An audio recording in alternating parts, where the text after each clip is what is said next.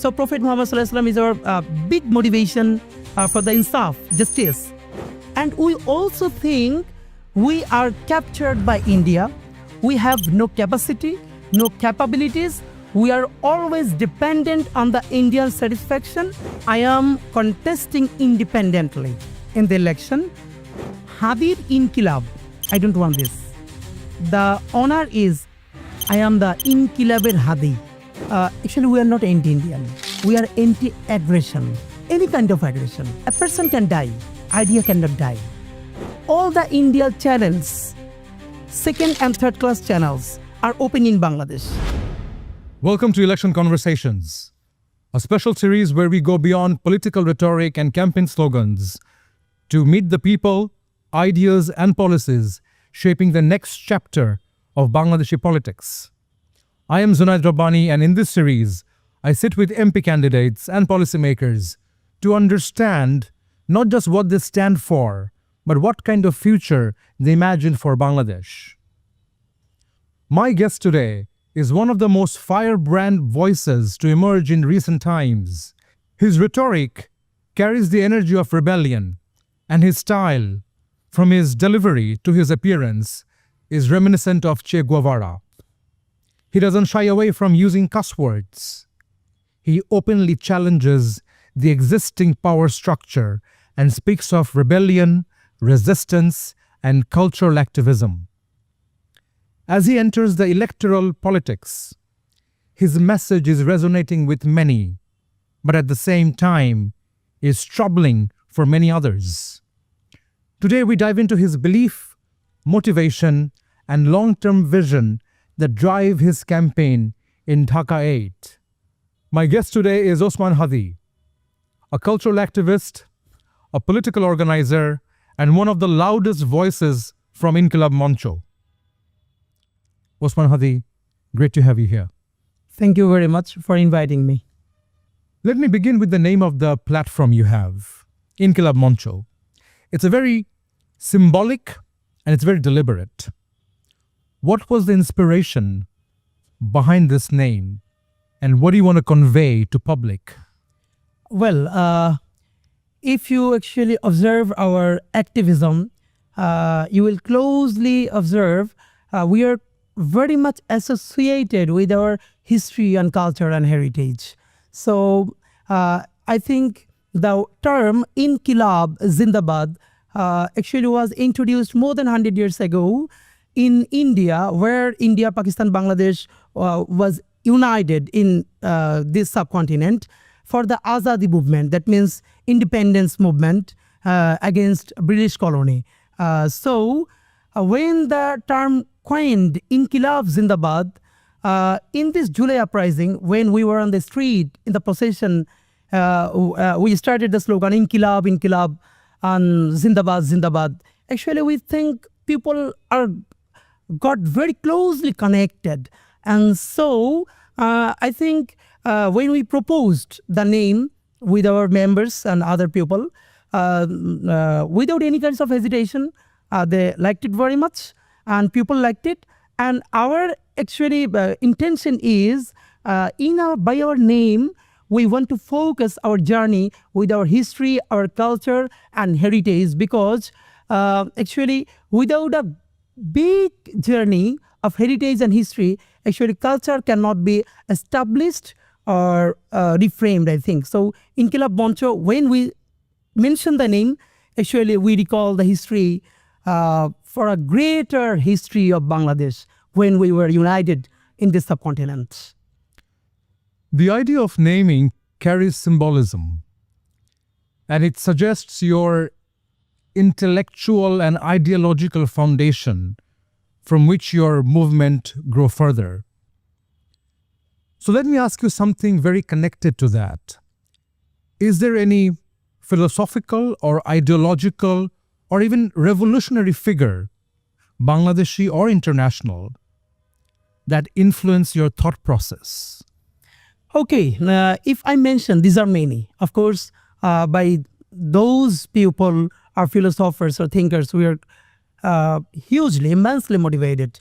First of all, as I belong to Islam, I have no hesitation to be a Muslim or to give this identity.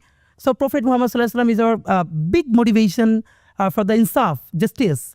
And the second one is in the literary journey, a journey of literature, our national poet Kazi Nazrul Islam. I think if I get a chance, actually, I have no intention to be the copy, but I have an eagerly intention if I were Kazi Nazrul Islam, his spirit, his journey, his words, it motivated us very much. And from the political figure, of course, Sher Bangla, Eke Fazlul Haq, Maulana Bhashani, Hussein Said Sohrawardi, and the man, Shohid President Ziaur Rahman. These are core motivation for me and our team members, I think, for this journey. Thank you so much. That helps us to understand the ideological foundation that you have. Now, if I move from ideology to the geopolitical space, Usman Hadi, you constantly challenge the dominant narrative. You question the regional influence and push for the idea of a reimagined Bangladesh. You often speak about Indian hegemony and emphasize on the need for a pro-Bangladeshi cultural activism. What does that pro-Bangladeshi cultural activism look like, given that there are many similarities culturally and in other areas with our neighboring country? Okay, actually this answer should be very long, but I think from the last one, I can begin with pro-Bangladeshi activism. Okay, if you are an engineer, a physician, a policymaker, a politician, a rickshaw puller, a university faculty, or whatever you are, when you will give the efforts or input, it will work for the people of Bangladesh. It will work for the betterment, independence, and sovereignty of Bangladesh. If you sing, if you act in the cinema, or whatever you do actually, Bangladesh will be benefited. The people of Bangladesh will get advantages from your work. This is the pro-Bangladeshi activism, we think. So the second one is Indian hegemony. I think if you ask the people, even as I'm a faculty of a private university, so for understanding the psyche, I always ask this question with the university students, rickshaw pullers, and all kinds of people. When I mention the term Bangladesh, in our mindset, we only think the land of Bangladesh. And we also think we are captured by India. We have no capacity, no capabilities. We are always dependent on the Indian satisfaction. If India permits me to go abroad, yes, we can go. And if India doesn't allow me to have a cup of tea with my neighbors like Sri Lanka, Pakistan, Afghanistan, or any others, no, it cannot be. I think we have to rethink this position because, you know, it is a framework. Bangladesh is in the Indian territory. No, I think Bangladesh, what will I say actually? When we say Bangladesh, we don't think we have a big sea. The resources of this sea, not only water, and we have good neighbors. We can go by this sea, we can connect by this sea. So the first fact is, we would like to connect all our territories, including our sea. The second one is, if I just give an example, how Indian hegemony works here.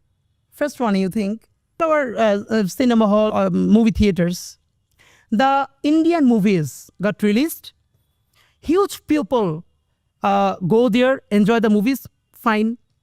But the Bangladeshi cinema don't get any special treatment in India, even in West Bengal or Kolkata. The second one is, all the India channels, second and third class channels, are open in Bangladesh. Do you think they only telecast the cinemas or series or dramas? No, they sell the advertisements by the multinational corporations. So the investors, the corporations give the money to the Indian channels, but no Bangladeshi channel is open in India. So by this system, India is creating hegemony on Bangladesh by cultural activism, but mainly they are doing the business.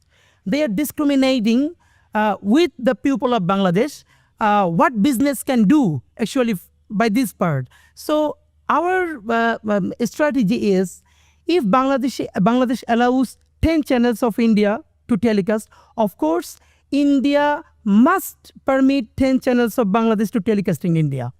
And the fact is, this is the mindset established by the Awami regime and fascist regime.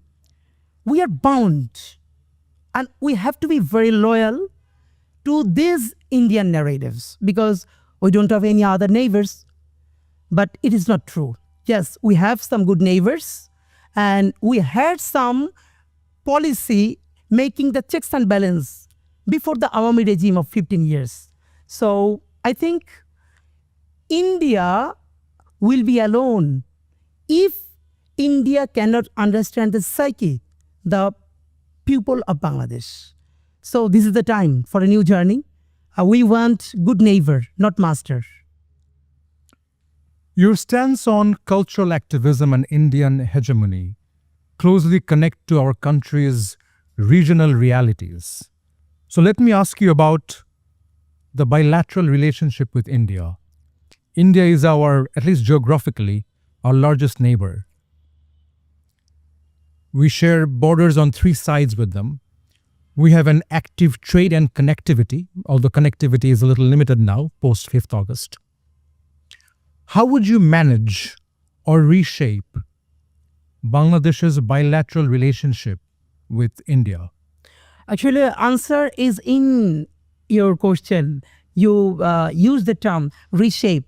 That means this is the high time we should rethink and reshape the bilateral relation with India. Actually, we never deny that India is our neighbor. And if I deny, is it practical? No. We have more than 4,000 kilometers border we share with them.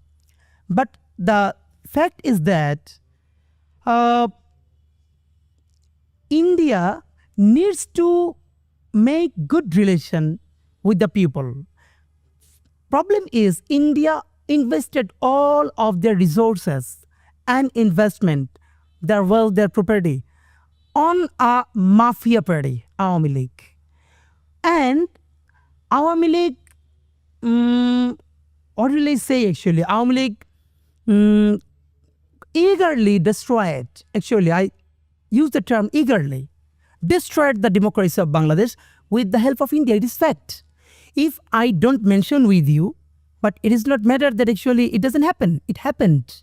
But what will be the next? The next should be a friendship with the neighbor. The first fact should be India should acknowledge the July uprising, number 1. The second one is India should not give the shelter to the thugs, mafia Awami Leagues. Third one, India should not disturb the territory of Bangladesh in hill tracts. India should not play the cards of minority in Bangladesh. If it is repeatedly happened by the India, so what should the people of Bangladesh do? Yes, though it is very offensive, but if you do the offensive work repeatedly with me, what should I do? I need the safeguard. I would like to request India, please don't disturb us in our territory. The advantages India got from Awami League. Actually, this made India helpless to the people of Bangladesh. How? Some people or some journalists tell us anti-Indian. I would like to request you, actually we are not anti-Indian. We are anti-aggression, any kind of aggression. These aggression can be from India, from Pakistan, Sri Lanka, Afghanistan, US and China also. But geopolitically and geographically, we are closely and mostly connected with Indian territory. So the first aggression comes from India. So my humble request to the Indian authority, please, let's reshape, rethink our bilateral relation, acknowledging the July uprising, the sovereignty and respecting the sovereignty and independence of Bangladesh. How will India do this? Of course, India needs to make it happen to the people of Bangladesh that I will not kill the people in the border. I will not kill Fulani in the border again. And India must ensure that we will not make power plant destroying the Sundarbans. And we will not do anything which actually the people of Bangladesh do not like. We will not make any barrage without the consent of Bangladesh. You know, more than 54 international rivers India and Bangladesh share. But in the Indian area, India is making barrage every day or without the consent of Bangladesh. But in the international law, you cannot make any barrages in your territory if this river is an international river. You have to share the information and resources with your other partners. So I would like to request India, please forget the past, acknowledge the July and respect the sovereignty and independence of Bangladesh. Make the people of Bangladesh your friends. They are not enemy. And when we mention the name India, please, you read the Indian government, not the Indian people. Because in the July uprising, we closely observed some Indian peoples actually held procession for the July uprising. They supported us very much. So Indian people, they are not aggressive. They are not making aggression on us. So Indian government, they need to rethink, reshape, and if they respect the sovereignty, human dignity of Bangladesh, of course, it's our holy duty to protect them. But if you are continuously disturbing and to destroy our sovereignty, so we have to fight until our death. That's a very strong message to Indian establishment. But then reshaping the bilateral relationship, it needs to work both ways. Yes. Now, shifting the attention from geopolitical space to your own political campaign, one of the things that stood out is the way you're raising fund. And you're raising fund through crowdfunding. How's that coming along? Is that scalable? Fantastic. Actually, it's a new experience for us, not only for us. I think in the political culture of Bangladesh, this kind of crowdfunding is almost new. But surprisingly, we are getting huge response. Not in the amount. I think, you know, when I will show my bank statement, you will see some rickshaw pullers. They are sending me 20 taka only. 20 taka. When we are going through our campaign on the streets, rickshaw pullers and others, they are giving 50 taka, 100 taka. They are offering tea. And I think from 20 taka to 10,000, this is not in the amount. I think this is the responsibility. This rickshaw puller is trusting me. And by his hard-earned money, he is investing on these guys for a better Bangladesh. So I think by this crowdfunding, we are going through a huge experience of enthusiasm for making a new Bangladesh. We have huge responsibilities for those people who has donated only 20 taka to 10,000 taka. So, and you know, if we don't go for crowdfunding, so what would be the next? Of course, we must meet some corporate groups and rich people. They will donate us 5 lakh, 10 lakh.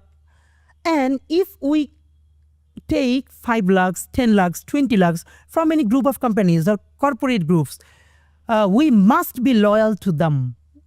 So it's an obligation in the parliament. we will work for those corporate groups, group of companies, those rich people.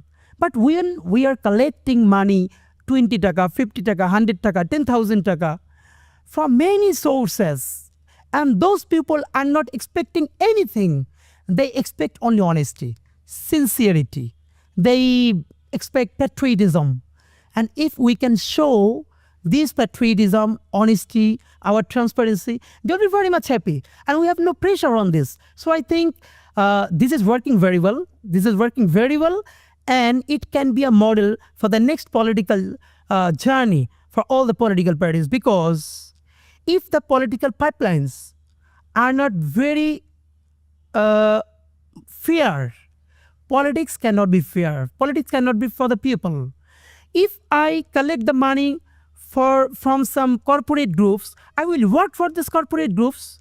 And if I am donated by the rickshaw pullers, van pullers, school teachers, university students, so my all responsibilities will go for them. I am bound to work for them. And what is their actually aim? Their aim is to making a better Bangladesh, a corruption-free Bangladesh. The politics must begin with honesty and transparency. Yes, we are struggling. We are fighting for this. Are they giving money to Osman Hadi or to Inqilab Moncho or to the political ideology that you promote? Very good question. Thank you.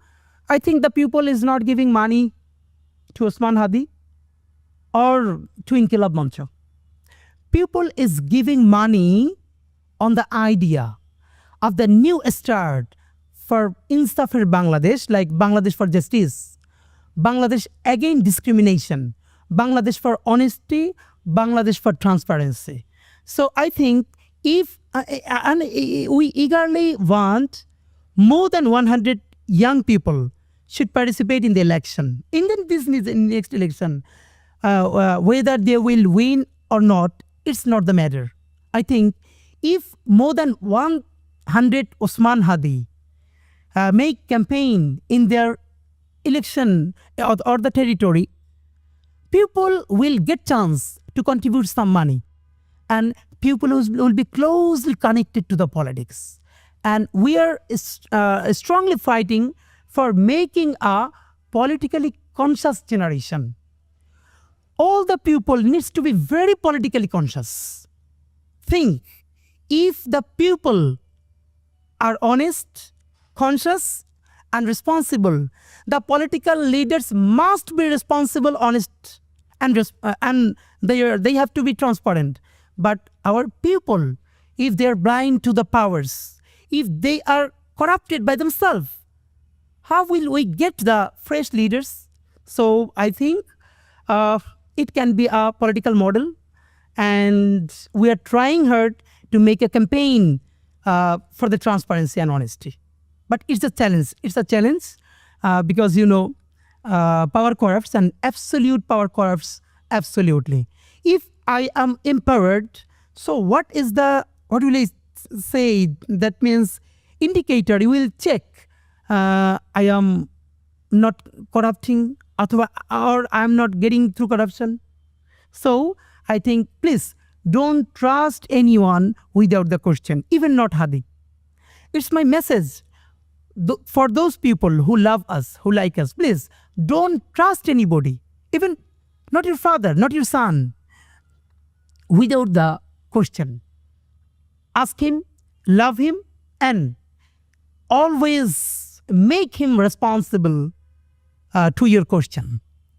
Make them accountable. Make them accountable, yes.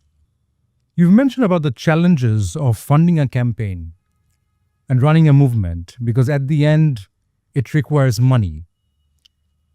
This naturally brings us to the structure behind you, Inqilab Moncho itself. So far, Inqilab Moncho is very much associated with your voice. But how large is the organization? What is the leadership structure? And is there anybody else from Inqilab Moncho contesting in the upcoming election? Okay, thank you for addressing this question. Actually, if I clarify this in Bangla, Hadir Inqilab I don't want this. The honor is I am the Inkilaber Hadi. I'm the Hadi of Inkilab. So Inkilab has Hadi, Inkilab has Jaber, Inkilab has Juma, and so many one. You know, in more than 20 public universities of Bangladesh, we have a strong team and committee. Besides this, we have a very core committee, 31 members, executive committee. And I can ensure you what democratic process we practice in our core group, in our executive committee. No organization can, I think, beat us in this way. As the spokesman or spokesperson, I always give the voice. But this script, these voices is not solely mine, fully mine. This is the team spirit. This voice is the voice of Inkilab. Because you know, we have a good research team and core team members. And what I'm sharing with you, it is not only my voice. This is the input of our core committee members. If I mislead these voices, I have to apologize to my committee in our executive committee. It is in practice in Inkilab Moncho. For that reason, you will see Abdullah Jaber, the secretary of Inkilab Moncho, Fatima Tasnim Juma, the convener of Inkilab Moncho of Dhaka University, now the secretary in Dakshu. So I think we have good faces and we are struggling for making the platform, not making the figure. If I die today, so what the next? Okay, the person can die, idea cannot die, the platform cannot die. We are preparing our brothers and sisters that they can move forward the movement. We are in a struggle, we are in a movement. I am the only one man, Jaber is a man, Juma is a figure, but we are making to create lots of figures. But you think, if Jaber dies, Juma dies, Hadi dies, Inkilab Moncho will not die, because until the Qiyamah, Bangladesh will exist and aggression will exist parallelly. So, if the aggression exists parallelly, the resistance will of course street, you think. So, some organizations, some figures should lead this movement. Inkilab Moncho will be very happy if they can fight for the people by the name of Inkilab Moncho, not by the name of Jaber, Juma and Hadi. It's our pleasure that we are making the platform, not the personality. So you're planting a seed. But then if I may ask the question once again. Yes. Is there anybody else from Inkilab Moncho contesting in the upcoming election? Okay. For your kind information, I am contesting independently in the election, not in the banner of Inkilab Moncho. Though I am the spokesperson of Inkilab Moncho, but you know, Inkilab Moncho is a politico-cultural organization. The term we coined, actually, not only cultural, because we think politics is also in the shape of culture. So we give the voice of politics when the question is from the sovereignty, independence. So we coined the term politico-cultural, and I am the independent candidate, not from the banner of Inkilab Moncho. Though my brothers and sisters, those who are in the Inkilab Moncho, they are supporting me. But those who are not in Inkilab Moncho, they are also involved in our campaign. So I'm independent, and no other candidate from Inkilab Moncho is contesting in this election. But it is open. If anyone to contest in the election, yes, we will welcome. But in this election, our brothers or sisters is not interested to compete. I am competing independently.